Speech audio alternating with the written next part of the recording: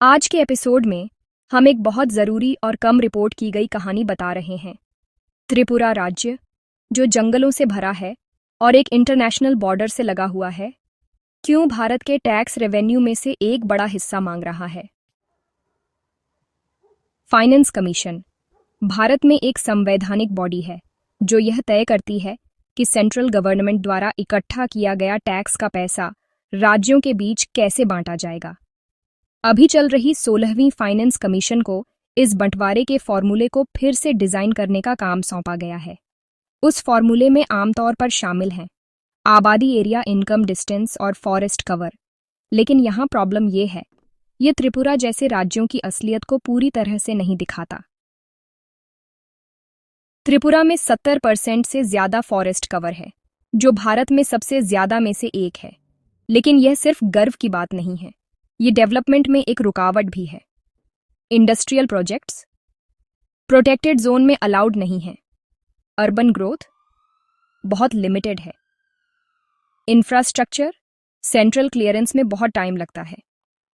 Finance minister Pranjit Singha Roy ने नई दिल्ली में 16वीं फाइनेंस कमीशन के साथ एक मीटिंग में डिवोल्यूशन फॉर्मूले में फॉरेस्ट्री एंड इकोलॉजी के लिए 20% वेटेज की मांग की।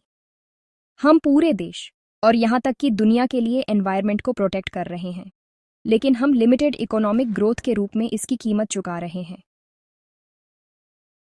त्रिपुरा ये प्रपोज कर रहा है पॉपुलेशन, जो अभी 15% है, उसे 10% पर लाया जाए।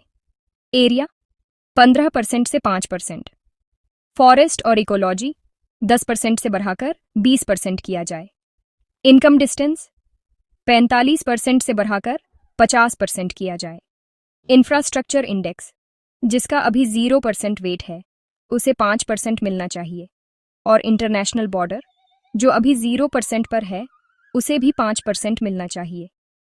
यह एक बोल्ड प्रपोजल है और स्टेटस को सीधी चुनौती है।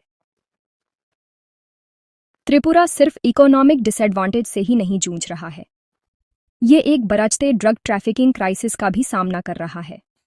बांग्लादेश के साथ 850 किलोमीटर से ज्यादा के पोरस बॉर्डर के साथ यह राज्य मेनलैंड इंडिया में अवैध ड्रग्स के आने का एक ट्रांजिट पॉइंट बन गया है।